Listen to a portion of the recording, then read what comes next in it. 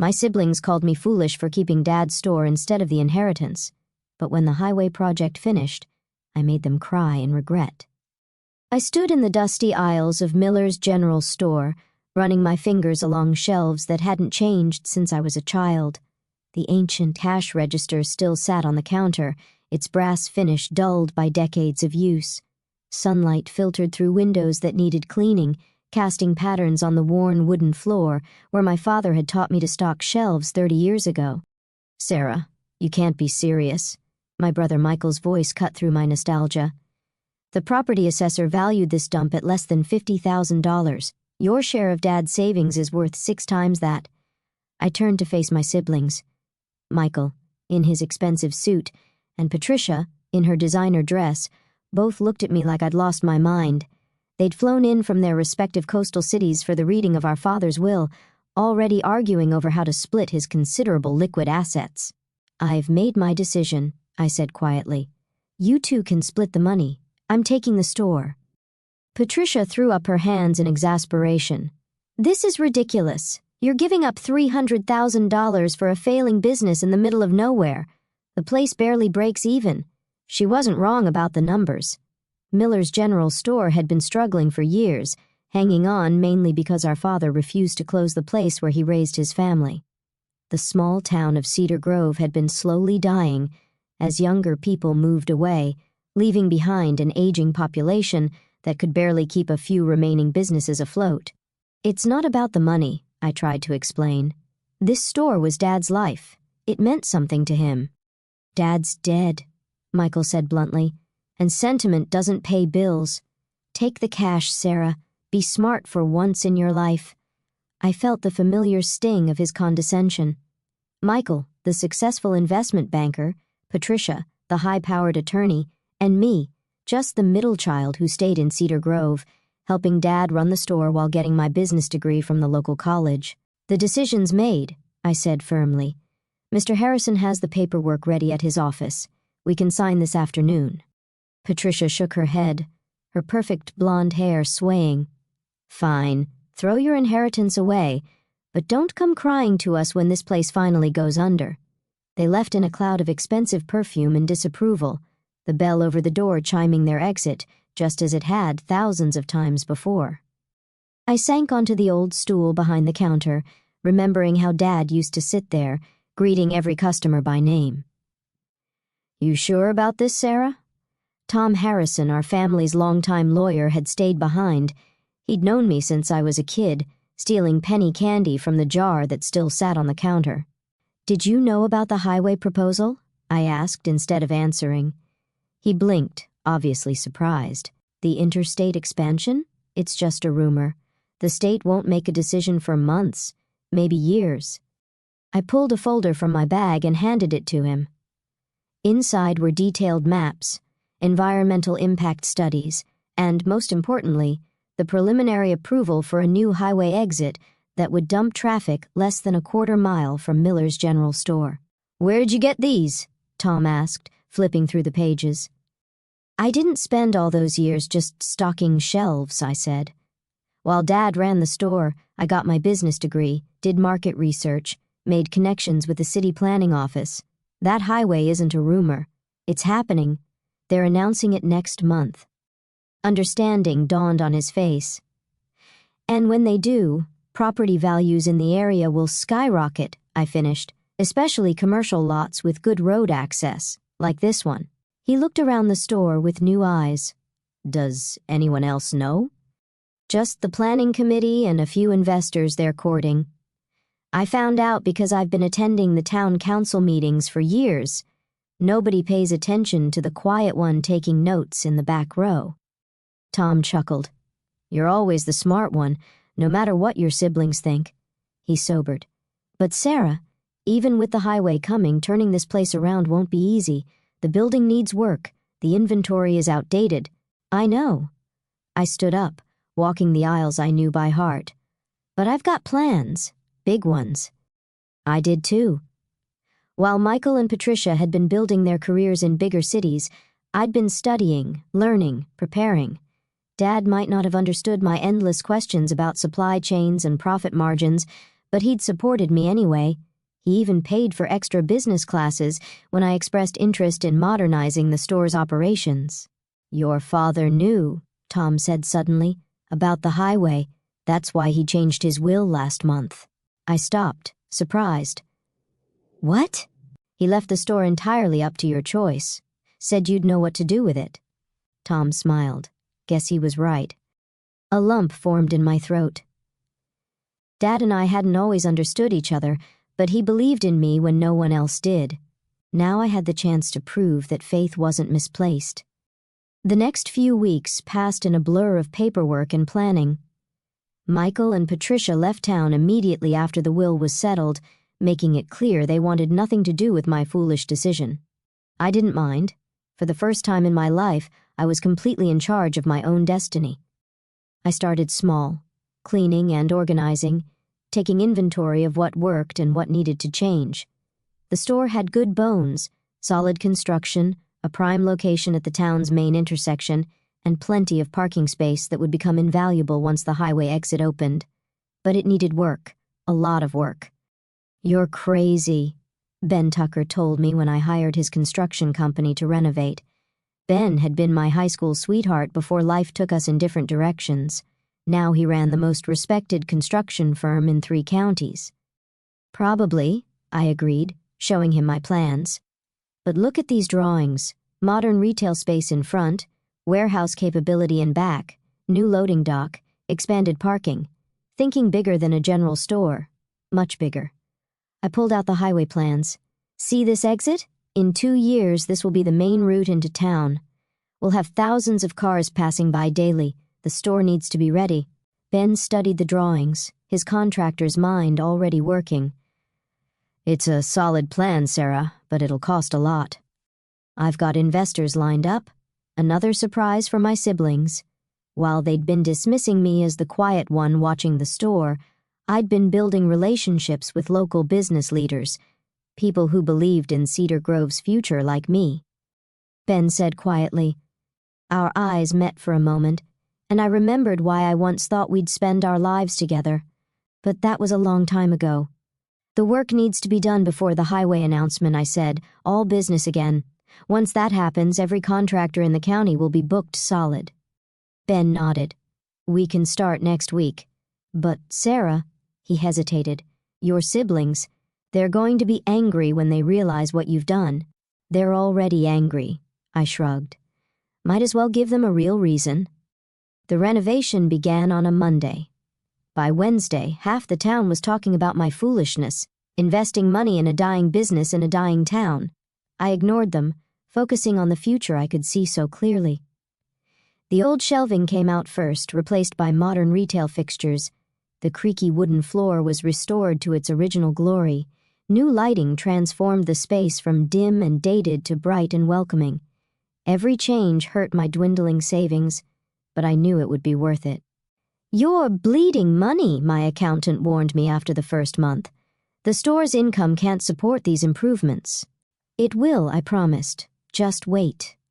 I worked 18-hour days, running the store while supervising renovations. The old-timers who'd been shopping here for decades grumbled about the changes, but even they had to admit the place looked better. Younger families started coming in, attracted by the cleaner space and modernized inventory. Then came the first test of my resolve. Sarah, Mrs. Jenkins, my nearest neighbor, caught me as I was closing up one night. I heard a rumor about developers wanting to buy property along Main Street. My heart skipped. "They say they're offering good money, above market value." She peered at me. "Had any offers?" I had. 3 in the past week, each higher than the last. Word was leaking about the highway, though nothing official had been announced. "Not interested in selling," I said firmly. "But surely, with all the money you're spending on renovations." I just smiled and wished her good night. Let them think I was foolish. Soon they'd understand. The next morning, I found Michael waiting in the parking lot, looking distinctly out of place in his $1,000 suit. "I hear you're turning down purchase offers," he said without preamble. "Hello to you too, brother. Sarah, be reasonable. I've got a client willing to pay 3 times what this place is worth." take the money and walk away. I unlocked the store's front door, breathing in the familiar scent of wood and memories. Not interested, Michael. Sarah, he grabbed my arm. I'm trying to help you. Dad's gone. You don't have to prove anything anymore. I pulled away. You never got him, Michael, or me. This isn't about proving anything. It's about building something. Building what? A general store in a town that's practically a ghost town? You'll see. I left him standing in the parking lot, as confused as he'd always been by the sister who didn't fit his worldview. But Michael's visit was just the beginning. Over the next few weeks, more developers came calling. Some tried to charm me, others to intimidate. Patricia even flew in from Los Angeles, armed with legal arguments about fiduciary responsibility and missed opportunities. I turned them all down. The renovations continued, eating through my savings and the small business loan I'd secured. Some days, watching the numbers in my account drop, I wondered if my siblings were right, if I was being foolish, throwing good money after bad. Then I'd look at the highway plans, hidden away in my office, and remember what Dad used to say, sometimes you have to believe in something before anyone else can see it. I believed in Miller's General Store, in Cedar Grove, in myself, and soon everyone else would too. The morning of the highway announcement arrived with a mix of fog and anticipation. I stood in Miller's newly renovated storefront, watching town council members and state officials set up for their press conference in the park across the street. Television vans lined Main Street, their satellite dishes reaching skyward like mechanical flowers.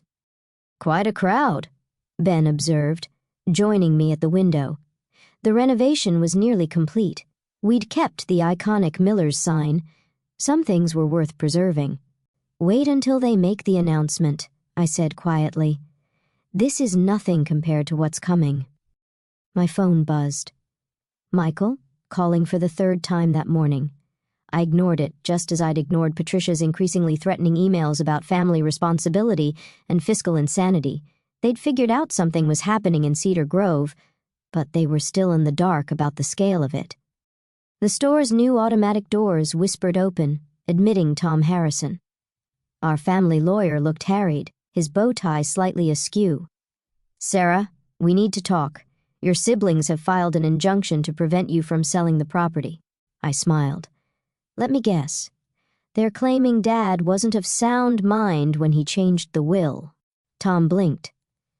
"How did you—" "Because I know my siblings. And because 3 different developers called this morning, hinting they'd help fight any legal challenges if I agreed to sell to them. This is serious, Sarah. They've hired Blackwood and Reed, top real estate attorneys. Let them waste their money." I turned from the window, surveying the transformed space. The old general store had become something entirely new: modern retail displays, a gourmet coffee bar, local artisan goods mixed with everyday necessities. The warehouse space in back was ready too, though no one knew what for yet. "You're not planning to sell at all, are you?" Tom asked slowly. "Tom, what's the largest retailer in Cedar Grove?" He frowned. "Well, since the Walmart closed last year, I guess Miller's is, now that you've expanded." "And how many delivery services operate in the county?" "None, since the pandemic killed that startup last winter." I smiled. "Wrong. One starts operations today." Understanding dawned on his face. "The warehouse space, the loading docks." "Miller's isn't just a store anymore," I explained. "It's a distribution hub. We'll serve 3 counties, delivering everything from groceries to hardware. The highway exit makes us the perfect location." "But the announcement hasn't even—" The sound of microphone feedback cut him off. Outside, the mayor was approaching the podium, flanked by state transportation officials. The crowd, much larger now, pressed forward eagerly. I didn't need to hear the speech. I'd been preparing for this moment for months. Instead, I watched faces in the crowd as the mayor revealed the interstate expansion plans, complete with Cedar Grove's new exit ramp, conveniently located just down the road from Miller's. The reaction was immediate. People gasped, pointed, already turning to look at nearby properties with new eyes. Property values would triple at minimum. Commercial lots like mine would be worth even more. My phone exploded with notifications. Michael and Patricia had obviously heard the news. A text from Michael popped up. "Do not sell to anyone. Call me." I deleted it without reading the rest. "Sarah," Ben called from the back. "You've got visitors." I turned to find 3 men in expensive suits being admitted through the loading dock entrance. I recognized them immediately. Executives from National Market Chain, one of the largest retail corporations in the country. "Miss Miller," the oldest one stepped forward, hand extended. "I'm James Whitmore, Vice President of Acquisitions for National Market Chain. We've been following your operation with great interest." Of course they had. I'd made sure word of my renovations and expansion reached the right ears. "Gentlemen?" I kept my voice professionally neutral. "This is quite a surprise." "Is it?" Whitmore smiled. "You've positioned yourself brilliantly. Modern facility, strategic location, distribution capabilities. Exactly what we look for in new franchise locations." And there it was, the real reason for their visit.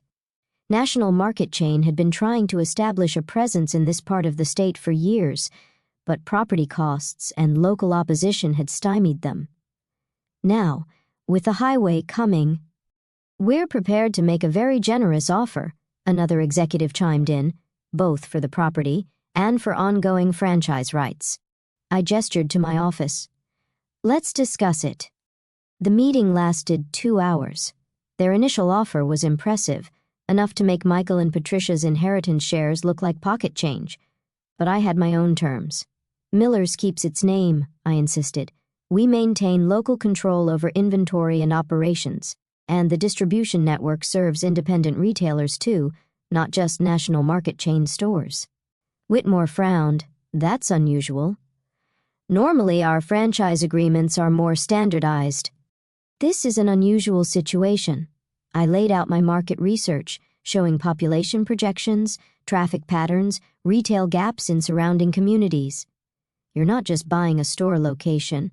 You're buying a ready-made distribution network in an underserved region, one that's about to experience massive growth. They huddled in whispered consultation while I waited calmly. Finally, Whitmore spoke.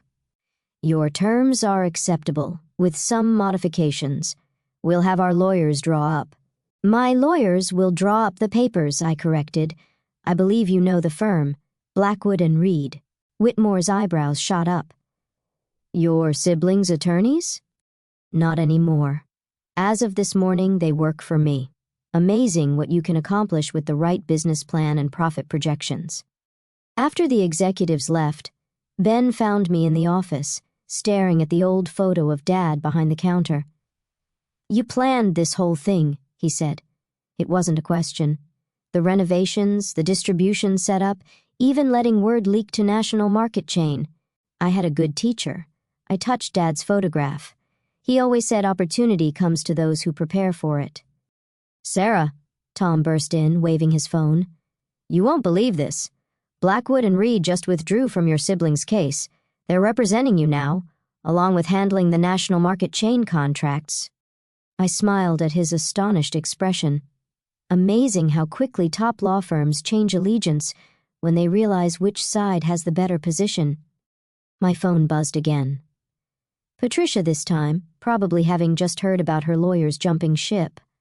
I considered letting it go to voicemail, but something made me answer. "How dare you?" she shrieked without preamble. "You manipulative little... You knew about the highway all along."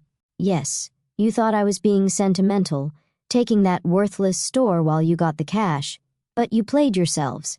"No, Sarah. I let you be exactly who you are, people so convinced of your own superiority that you never bothered to look deeper, just like you never bothered to understand Dad, or this town, or me." "We're contesting everything," she seethed. "The will, the store ownership, all of it. Michael's already talking to other attorneys." "Tell Michael to check his email first," I suggested mildly. "The one from his biggest investment client. They've signed an exclusive shipping contract with Miller's Distribution Services. Amazing how much influence you can have when you control the only distribution hub in 3 counties. Silence. "Then you wouldn't..." Cancel the lawsuits, Patricia. Stop trying to interfere, or Michael's client won't be the only one reconsidering their business relationships. I ended the call to find Ben and Tom staring at me with a mixture of admiration and shock. Remind me never to underestimate you, Ben said finally. I looked out the window at the dispersing crowd, already imagining the changes coming to Cedar Grove. The highway exit would bring new businesses, new families, new life to our fading town, and at the heart of it all would be Miller's, not just a general store anymore, but the center of a retail and distribution network that would serve the entire region. My siblings had laughed when I chose the store over cash. They dismissed me as sentimental, foolish, stuck in the past.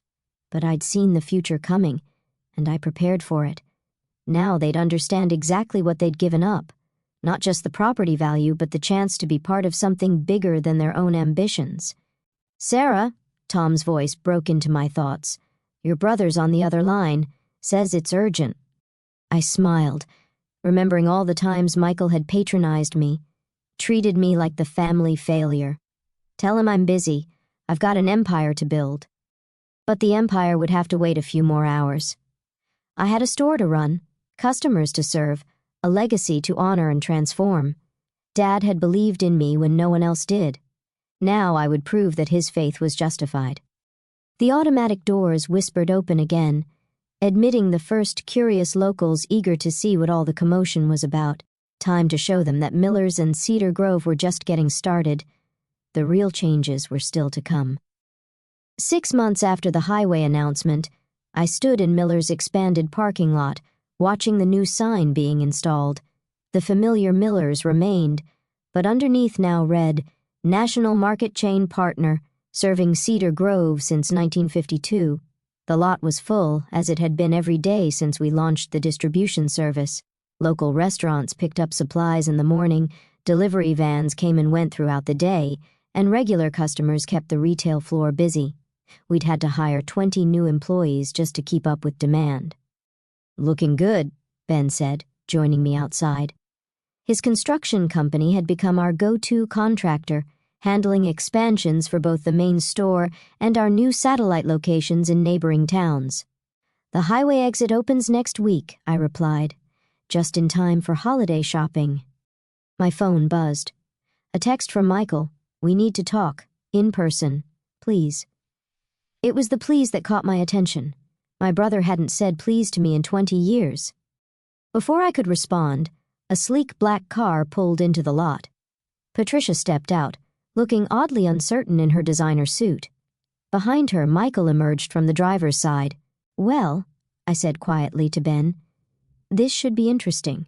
My siblings approached slowly, taking in the transformed property.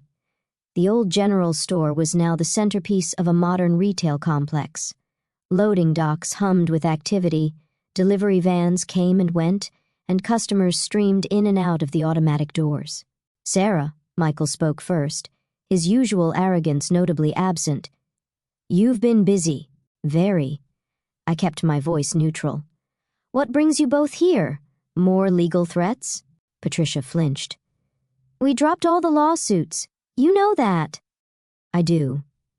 I also knew Michael's investment firm had just lost 3 more clients to companies that shipped exclusively through Miller's distribution.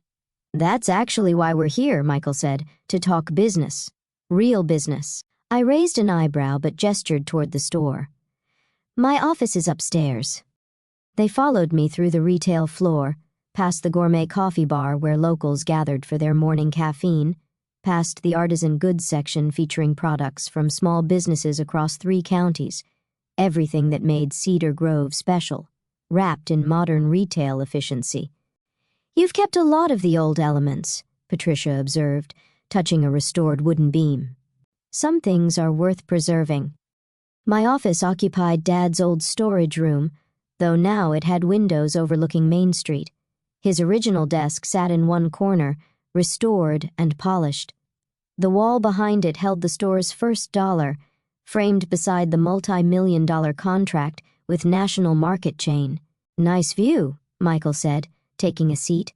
"You can see the highway construction from here." "That's the point." I settled behind the desk. What do you want?"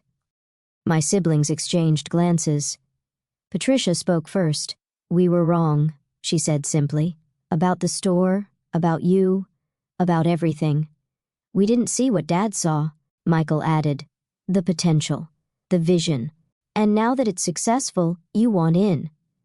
My tone made it clear what I thought of their timing. "No," Patricia surprised me. "We want to apologize."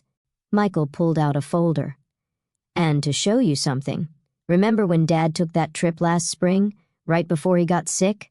I nodded. Dad had disappeared for a week, coming back quieter than usual. "He came to see me," Michael said. "Showed me plans for expanding the store, modernizing it. Asked for investment advice." He slid the folder across the desk. I laughed at him, told him it was a waste of time. I opened the folder. Inside were rough sketches of everything I'd built. The distribution network, the modernized store, even the satellite locations. Dad's handwriting covered the margins with notes and calculations. "He had the same vision you did," Patricia said softly. "He just didn't live to see it happen." "Why are you showing me this?" Michael leaned forward. "Because we finally understand. Dad didn't leave you the store out of sentiment. He left it to you because you were the only one who could make his dream real." I stared at the sketches, throat tight. All those years helping in the store, asking questions, learning the business. Dad had been preparing me. He'd seen what the store could become, just as I had. "We'd like to invest," Michael continued. "Not to take over, we've learned that lesson, but to be part of what you're building, what Dad wanted to build. On your terms," Patricia added quickly. "We'll take minority shares, no voting rights. We want to help grow Dad's legacy." I looked at my siblings, really looked at them. The arrogance was gone, replaced by something I'd never seen before, respect. "I'll have to think about it," I said finally. "Of course." They stood to leave, but Patricia paused at the door. "Sarah, that day at the will reading, when you took the store instead of cash, you weren't being sentimental at all, were you?" I smiled. It was never about the money. After they left, I sat looking at Dad's plans. They matched mine almost exactly. He'd seen the same opportunities, studied the same changes coming to Cedar Grove. He'd known what the store could become in the right hands. The intercom buzzed. "Ms. Miller, the national market chain executives are here for the franchise review. Send them up." I tucked Dad's plans into my desk drawer.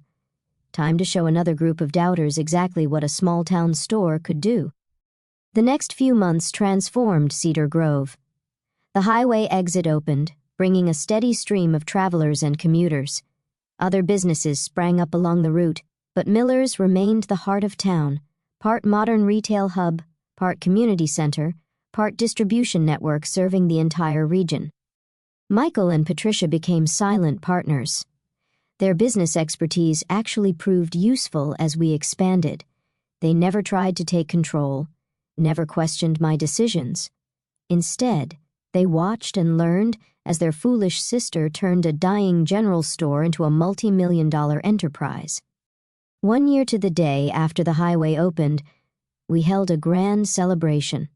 The parking lot became a street fair with local vendors, live music, and hundreds of people enjoying the autumn sunshine. I stood beside the old Miller's sign, now the flagship of a growing retail chain, and remembered Dad's words. "Sometimes you have to believe in something before anyone else can see it." The town council presented me with a ceremonial key to the city. The mayor made a speech about vision and progress, but the moment that meant most came later, after the crowds had gone. "You did it, kid," Ben said, finding me in Dad's old office. "You really did it." "We did it," I corrected. "The whole town did it. We just needed someone to believe it was possible. Your father would be proud. He knew." I touched the sketch in my desk drawer. He always knew. Cedar Grove wasn't dying anymore. The highway had brought new life, new opportunities, new families moving in. But it wasn't just the highway.